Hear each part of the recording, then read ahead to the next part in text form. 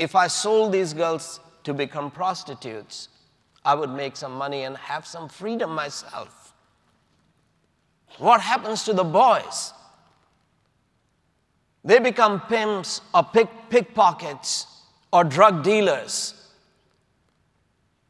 And once the police and the whole system becomes corrupt, you begin to have gangs that would kidnap these orphan boys who have been abandoned both by their fathers and by their mothers, blinded to become beggars, as they do in that movie.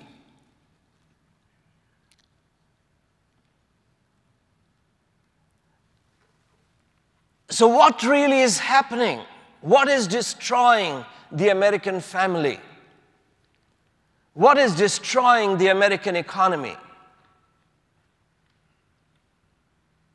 Could America, these beautiful cities, turn into slums or have slums where evil and wickedness rules? Satan is saying that these are systems, socio-economic, political systems that have money, that have power. In that movie, there are super wealthy crooks, mafia dons. And Satan is saying that the economic power, the political power, the police power, the splendor belongs to me. I run it, I rule it.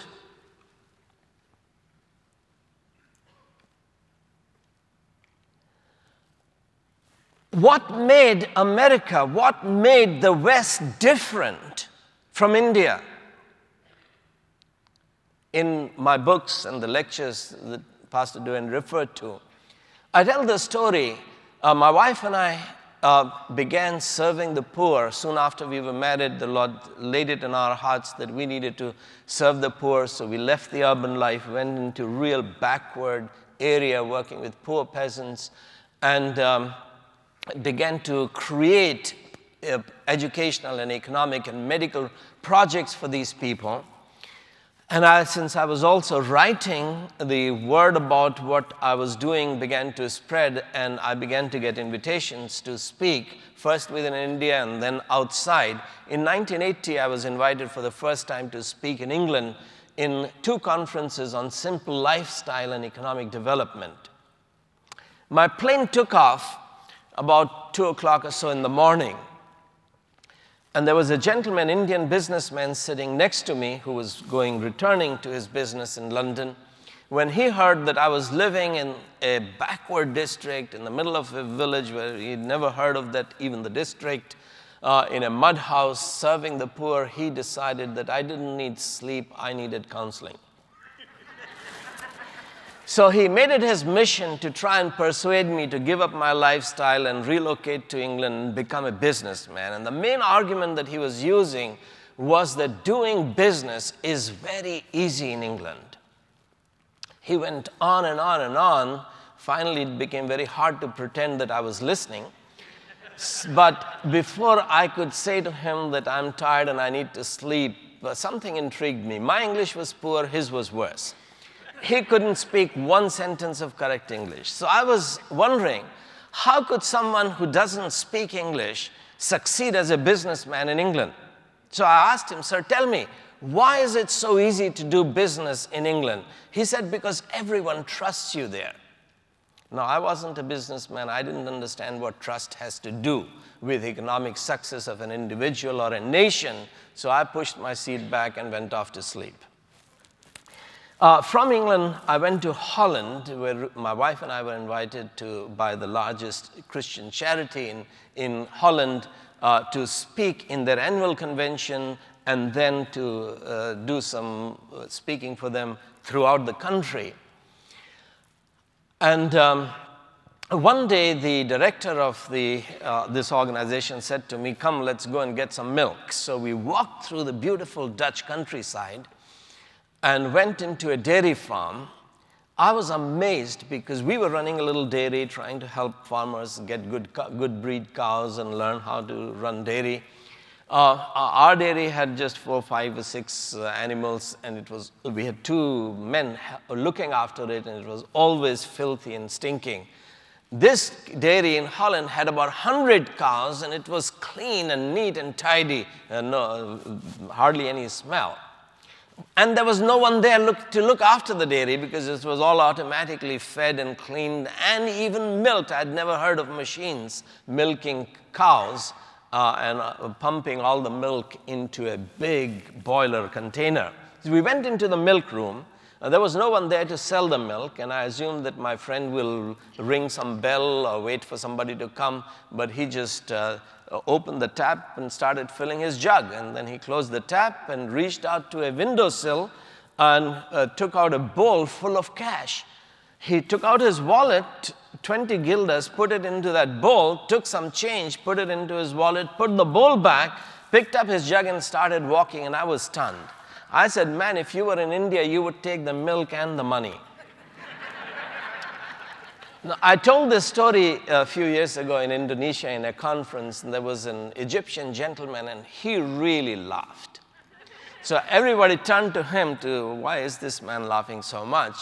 And then he explained that we Egyptians are cleverer than these Indians. We would take the milk, the money, and the cows. But in that moment of laughter in Holland, I understood what my passenger in the aeroplane was trying to explain to me. If we walked away with the milk and the money, the dairy owner will have to have a sales girl. Who will pay for her? Me, the consumer. The price of milk will go up. But if the consumer is dishonest and corrupt, why should a dairy owner be honest? He will add water to the milk to increase the quantity. Then I will have adulterated milk. Being an activist, I will protest that the milk is adulterated. The government must appoint milk inspectors. Who will pay for the milk inspectors? Me, the taxpayer. But if the consumer and the supplier are dishonest, why should the milk inspector be honest? They will take bribes. Initially, the supplier will give the bribe, and then it will be passed on to the consumer. By the time I have paid for the milk and the sales girl and the water and the inspector and the bribe, I don't have enough money to buy chocolate syrup to add to the milk, so my children don't like the milk, and my children consequently are weaker than the Dutch children. I've run out of my money paying. When I'm paying for all of these things, I'm not paying for any economic activity. The water and the sales, the inspectors, etc., they're not adding any value to the milk. My problem is that now I don't have the money to take my children for an ice cream party on Saturday night because I've run out of my money paying for all of these things. The man who is making ice cream and selling ice cream, he is adding value to the milk, but I cannot patronize legitimate economic activity because I'm paying for my sin when I pay for the milk and the water and the girl and the bribe and the inspector. This is just wages of sin. What is happening? My economic life is driven. Thou shalt covet thy neighbor's milk and the money and the cow. Thou shalt steal when you can. There is no 10 commandments in my culture, in my heart. There is no moral discipline in my life. The question is, Holland is a tiny country. India is a gigantic country. Why is it that the Dutch have the money to donate to us in India for our programs of serving the poor? Why do they have surplus milk that they can turn into powder milk and send to our countries? Why are these societies different?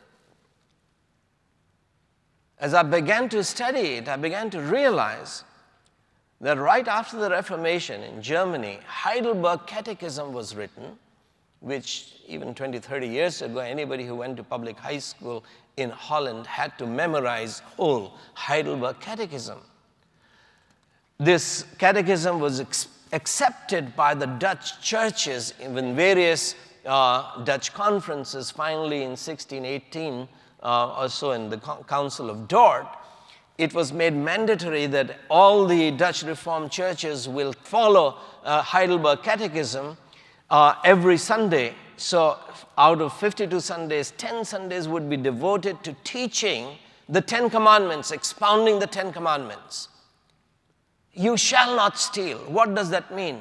Questions 110 and 111 deal with just exposition of the command, you shall not steal. What is this command prohibiting?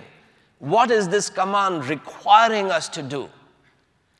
It is not simply prohibiting not steal the money from that bowl, but false weights and measures. It is prohibiting deceptive tricks and words that businesses use to deceive, to mislead the consumer, the buyer.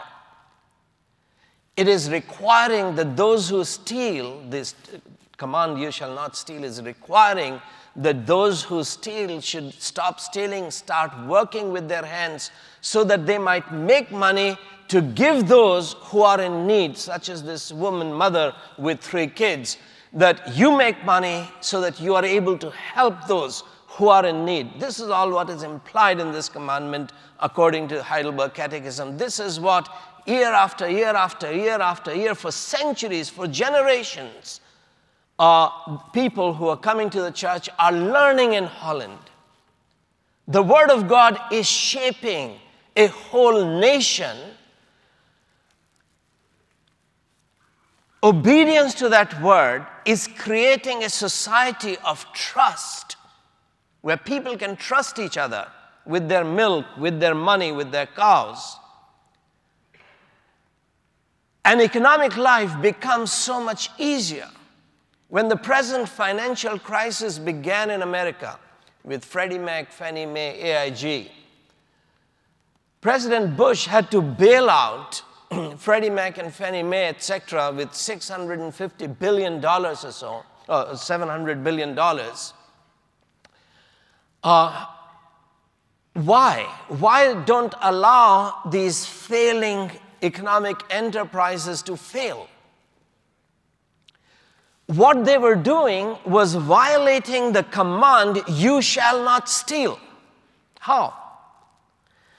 Supposing I start selling this watch as gold watch, and these watches as gold watches, and I sell millions of them and make billions of dollars. And it turns out that this is all fake gold. What will happen? I'll have to go to jail.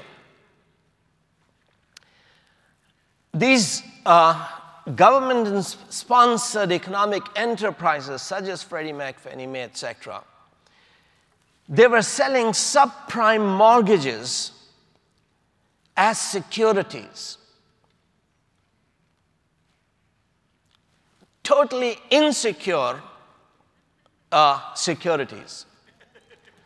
But the business and economic experts from MIT and Stanford and Harvard, most sophisticated and highly educated people, took the banks will lend money to people who they know cannot really pay their mortgages, and take these insecure mortgages and package them, 100 of them, 1,000 of them, 10,000 of them, and sell them as securities.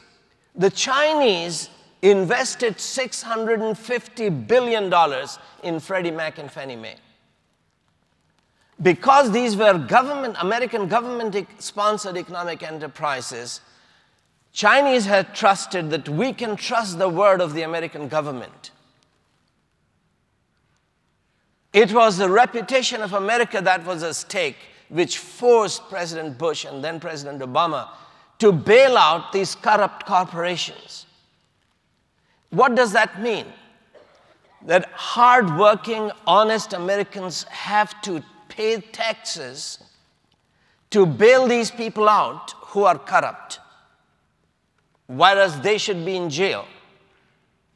What do they do with those bailout money?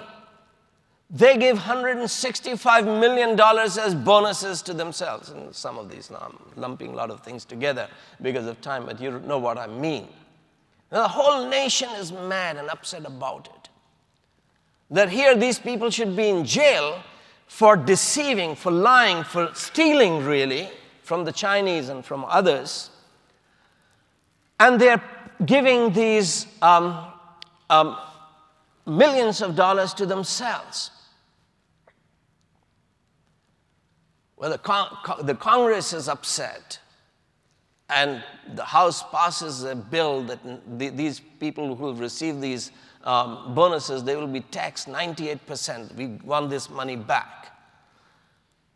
But the Senate has to decide, and they decide that we will put this legislation in cold storage or deep freeze. Why? There are problems. Now the problem has grown beyond these things to the Citibank, to Bank of America, to this bank and that bank. If we begin to punish this American talent which is running these corporations, all the talent will fly out and the Europeans will hire them.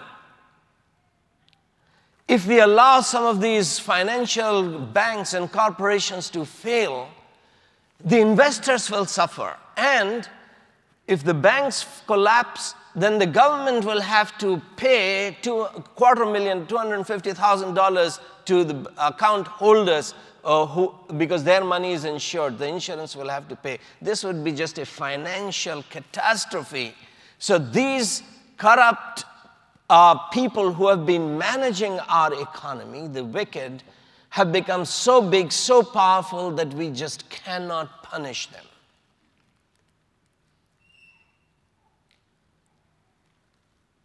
The federal government had three options. Either use the political power to punish economic corruption, deception, lies, stealing, theft, or to tax honest Americans to bail out the corrupt. But both the previous administration and the present administration decided that the problem has become so big that we simply cannot prosecute. The political power cannot punish wickedness in America anymore, economic wickedness. What do you do then?